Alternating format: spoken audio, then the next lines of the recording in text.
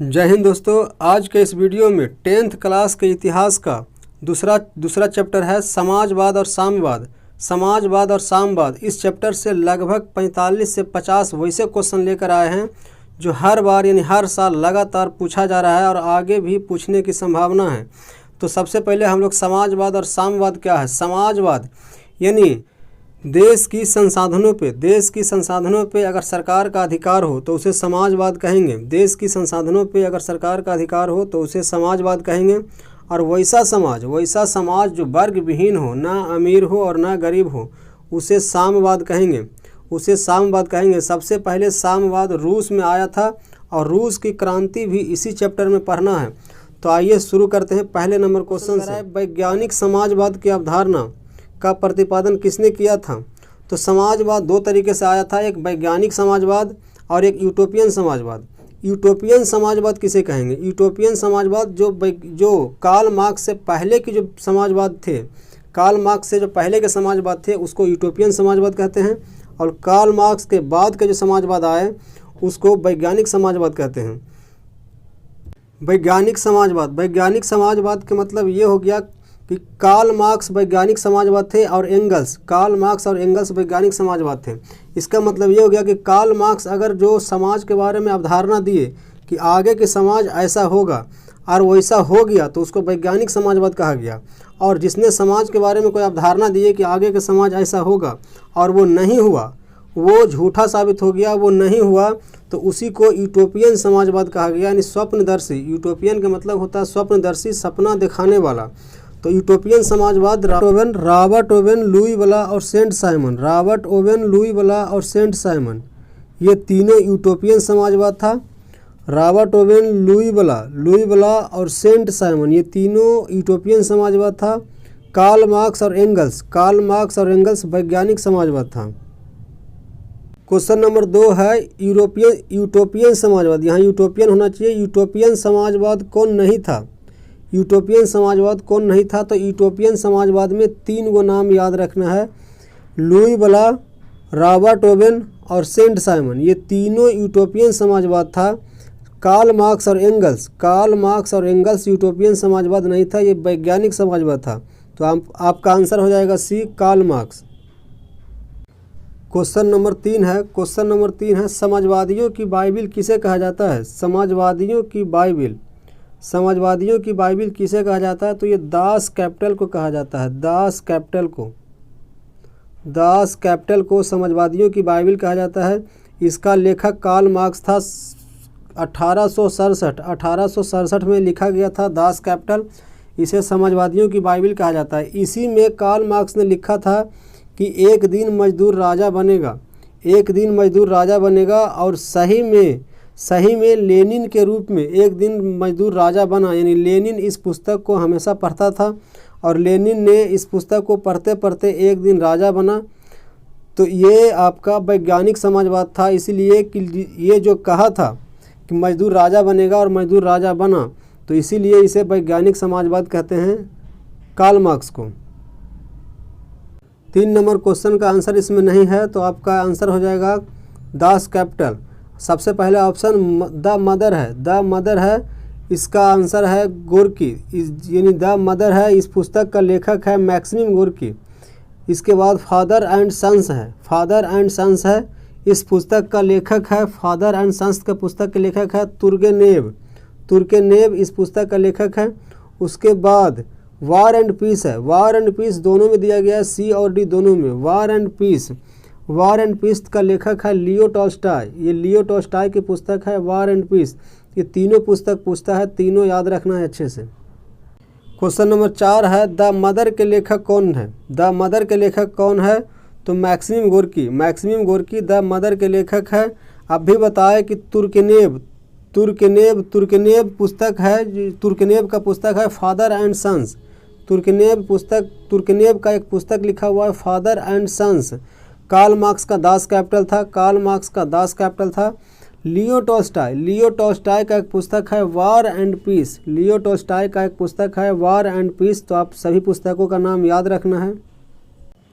Question number 5 है England में समाजवाद का जनक किसे माना जाता है? तो ये इंग्लैंड के समाजवाद एक ही थे और वो रॉबर्ट ओवेन थे और ये यूटोपियन समाजवाद माने जाते हैं। इंग्लैंड के समाजवाद रॉबर्ट ओवेन थे, बाकी सभी फ्रांस के समाजवाद थे। तो रॉबर्ट ओवेन इंग्लैंड के समाजवाद, इन्हें यूटोपियन समाजवाद माना जाता है इसलिए क्योंकि इन्होंने कहा था कि जो संतुष्ट श्रमिक होते हैं वही वास्तविक श्रमिक होते हैं, जो श्रमिक संतुष्ट होते हैं वही वास्तविक श्रमिक होते हैं। लेकिन जब ऐसा प्रयोग किया गया तो ये साबित नहीं हुआ, इसीलिए इन्हें यूटोपियन समाजवाद कहा जाता है, रॉबर्ट ओवेन को। क्वेश्चन नंबर 6 है इनमें कौन यूटोपियन समाजवादी नहीं था? यूटोपियन समाजवादी नहीं था तो कार्ल मार्क्स यूटोपियन समाजवादी नहीं था। Louis Blanc, Saint Simon, Robert Owen, Louis Blanc, Saint Simon और रॉबर्ट ओवेन यूटोपियन समाजवादी था। क्वेश्चन नंबर 7 है रूस में कृषि दास्ता किस वर्ष समाप्त हुई? तो 1861 में कृषि दास्ता समाप्त हुई रूस में। क्वेश्चन नंबर 8 है बोल्शेविक क्रांति कब हुई? तो नवंबर 1917 में। नवंबर 1917 की क्रांति को बोल्शेविक क्रांति कहते हैं। इसी क्रांति में केरेंस्की को हटाकर लेनिन राजा बना था। केरेंस्की को हटाकर लेनिन राजा बना था और लेनिन बोल्शेविक दल का नेता था। लेनिन बोल्शेविक दल का नेता था और केरेंस्की इससे पहले बना हुआ था राजा, वो मेनशेविक दल का नेता था। क्वेश्चन नंबर 9 है रूसो किस देश का रहने वाला था? तो रूसो फ्रांस का रहने वाला था।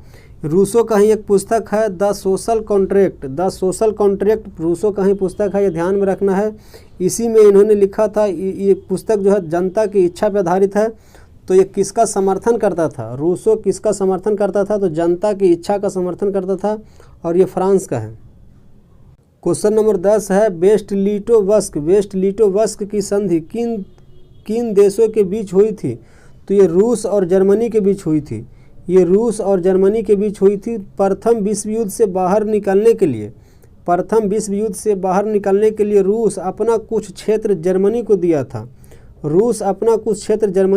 था। यही संधि था और ये संधि 1918 में हुआ था। तो रूस और जर्मनी के बीच ये संधि हुआ था। क्वेश्चन नंबर 11 है कम्युनिस्ट मैनिफेस्टो के लेखक कौन थे? तो ये कार्ल मार्क्स और फ्रेडरिक एंगल्स कम्युनिस्ट मैनिफेस्टो के लेखक थे। ऑप्शन नंबर ए में है कार्ल मार्क्स दास कैपिटल का लेखक था। कार्ल मार्क्स लेखक था दास कैपिटल का। मैक्सिम गोर्की जो लेखक था वो आपका द मदर का था मैक्सिम गोर्की। उसके बाद Leo Tolstoy War and Peace का लेखक लियो टॉल्स्टॉय था। क्वेश्चन नंबर 12 है साम्यवादी घोषणा पत्र यानी कम्युनिस्ट मैनिफेस्टो का प्रकाशन कब हुआ था? तो 1848 में हुआ था कार्ल मार्क्स और एंगल्स द्वारा समाजवादी घोषणा पत्र यानी कम्युनिस्ट मैनिफेस्टो का प्रकाशन कब किया गया था? तो 1848 द्वारा किया गया था। क्वेश्चन नंबर 13 है प्रथम इंटरनेशनल की स्थापना 1864 में कहाँ हुई थी? प्रथम इंटरनेशनल 1864 में जो स्थापना हुई थी कहाँ हुई थी? तो ये लंदन में हुई थी। ये प्रथम है। द्वितीय इंटरनेशनल की बात करें तो पेरिस में 1889 में हुआ है। क्वेश्चन नंबर 14 है द्वितीय इंटरनेशनल की स्थापना कब और कहाँ हुई थी? तो ये पेरिस में हुई है 1889 में पेरिस में हुई है। क्वेश्चन नंबर 15 है सोवियत संघ का विघटन किस वर्ष हुआ था? तो 1991 में सोवियत संघ का विघटन हुआ है। क्वेश्चन नंबर 16 है प्रथम इंटरनेशनल किस वर्ष हुआ था? तो यह 1864 में हुआ है। प्रथम इंटरनेशनल 1864 में हुआ है लंदन में। क्वेश्चन नंबर 17 है दास कैपिटल के लेखक कौन थे? दास कैपिटल के लेखक कार्ल मार्क्स थे। दास कैपिटल 1867 में लिखा गया था कार्ल मार्क्स के द्वारा।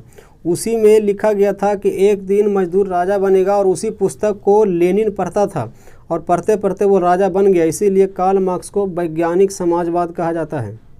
क्वेश्चन नंबर 18 चेका का गठन कौन किया था? तो चेका का गठन लेनिन ने किया था। चेका एक पुलिस दस्ता था जो कि 1917 में इसका गठन हुआ था। 1917 में इसका गठन हुआ था इस पुलिस दस्ता का। और चेका एक लाल संगठन था। चेका को लाल आतंक कहते हैं। चेका को लाल आतंक भी कहते हैं और इसका गठन लेनिन ने किया था 1917 में। क्वेश्चन नंबर 19 है लेनिन का उत्तराधिकारी कौन था? लेनिन का उत्तराधिकारी कौन था, यानी लेनिन के बाद राजगद्दी पे कौन बैठा था, तो स्टालिन बैठा था। लेनिन से पहले केरेंस्की था, लेनिन से पहले केरेंस्की था, केरेंस्की से पहले विलियम, केरेंस्की से पहले विलियम द्वितीय था, निकोलस द्वितीय था। केरेंस्की से पहले निकोलस द्वितीय था, निकोलस द्वितीय के बाद केरेंस्की आया, केरेंस्की के बाद लेनिन आया, लेनिन के बाद स्टालिन आया था। क्वेश्चन नंबर 20 है, स्टालिन की मृत्यु कब हुई थी? स्टालिन की मृत्यु 1952 में हुई थी। क्वेश्चन नंबर 21 है, लंदन में अनिवार्य प्राथमिक शिक्षा कब लागू की गई? तो ये 1870 में लागू की गई प्राथमिक शिक्षा लंदन में। क्वेश्चन नंबर 22 है, रूसी क्रांति के समय शासक कौन था? रूसी क्रांति के समय शासक जार निकोलस द्वितीय था, जार निकोलस द्वितीय था।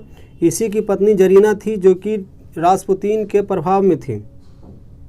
क्रांति के बाद 300 साल पुराने रोमनोव वंश जो कि जार निकोलस द्वितीय था, रोमनोव वंश को समाप्त करके लेनिन ने सत्ता संभाला था।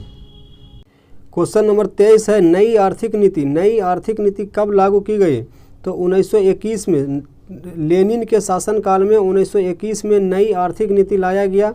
सिर्फ अपने शासनकाल में, यानी लेनिन अपने शासनकाल में थोड़ा सा समझौता किया अपने उद्देश्यों से, जिस तरह से वो शासन कर रहा था उस शासन के तरीक़ों में थोड़ा सा समझौता किया, उसी को बोलते हैं नई आर्थिक नीति। तो ये 1921 में आया था। प्रथम इंटरनेशनल की बैठक कहाँ हुई थी? तो लंदन में हुई थी 1864 में। द्वितीय कहाँ हुई थी? पेरिस में 1889 में। क्वेश्चन नंबर 25 है, 1917 में पहली रूसी क्रांति को किस नाम से जाना जाता है? तो पहली रूसी क्रांति को फरवरी क्रांति के नाम से जाना जाता है।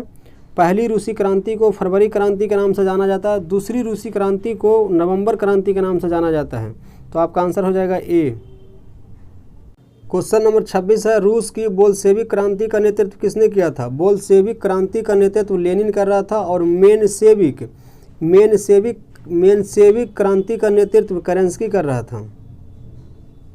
बोल्शेविक ये मजदूरों का नेता, बोल्शेविक मजदूरों का दल था ये, और मेनशेविक मध्यम वर्ग का दल था ये। 1917 की रूसी क्रांति के समय किस जार का शासन था? जार जो है रूस के सम्राट को कहा जाता है। तो उस समय निकोलस द्वितीय था। उस समय 1917 में जो रूसी क्रांति हुआ था उस समय निकोलस द्वितीय का शासन था। क्वेश्चन नंबर 28 है, साम्यवादी घोषणा पत्र के लेखक कौन थे? साम्यवादी घोषणा पत्र के लेखक कौन थे? तो ये कार्ल मार्क्स थे। साम्यवादी घोषणा पत्र के लेखक कार्ल मार्क्स थे। क्वेश्चन नंबर 29 है, साम्यवादी शासन का पहला प्रयोग रूस में हुआ था। साम्यवादी शासन का पहला प्रयोग रूस में हुआ था। क्वेश्चन नंबर 30 है, रूस में जार का क्या अर्थ होता है?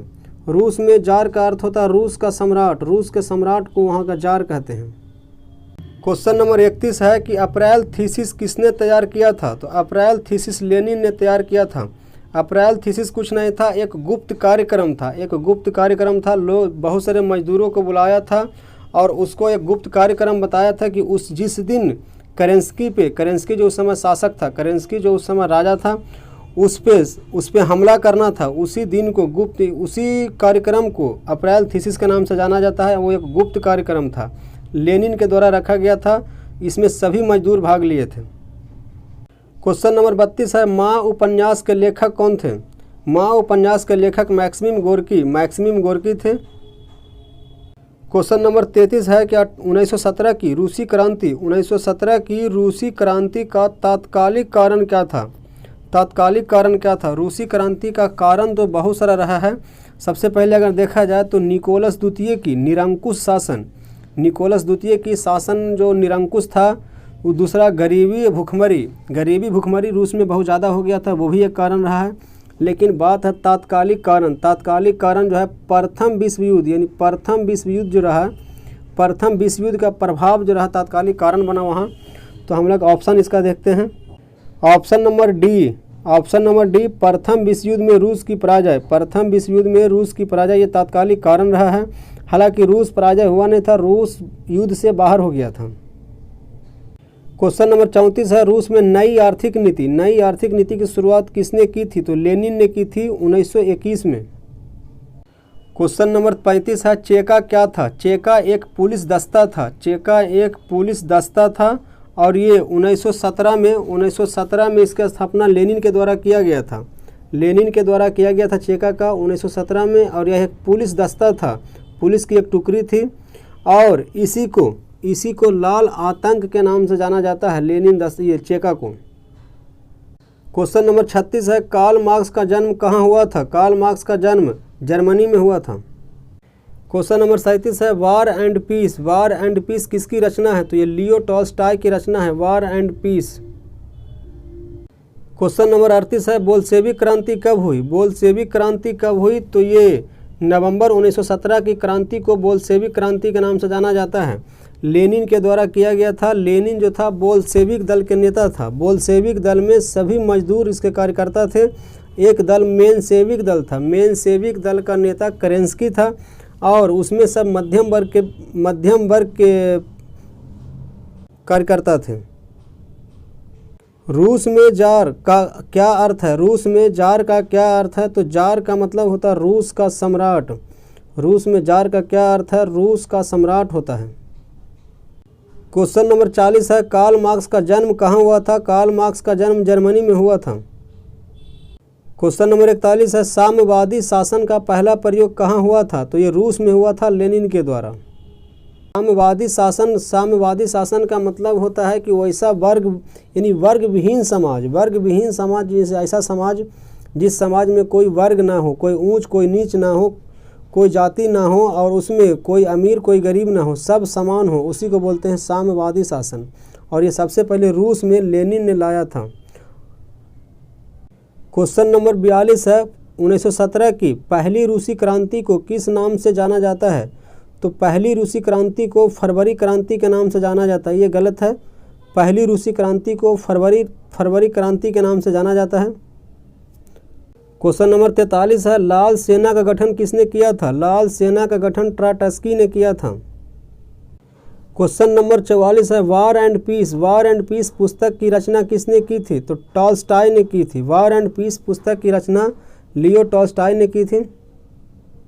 क्वेश्चन नंबर 45 है, लेनिन की मृत्यु कब हुई? लेनिन की मृत्यु 1924 में हुई थी। लेनिन की मृत्यु 1924 में हुई थी। 1921 में नई आर्थिक नीति लेनिन लाया था। 1924 में लेनिन की मृत्यु हुई थी। और लेनिन की मृत्यु के बाद स्टालिन शासक बना था। लेनिन के बाद स्टालिन शासक बना था। बोल्शेविक क्रांति का नेतृत्व कौन किया था? बोल्शेविक क्रांति का नेतृत्व लेनिन किया था और मेनसेविक क्रांति का नेतृत्व केरेंस्की किया था।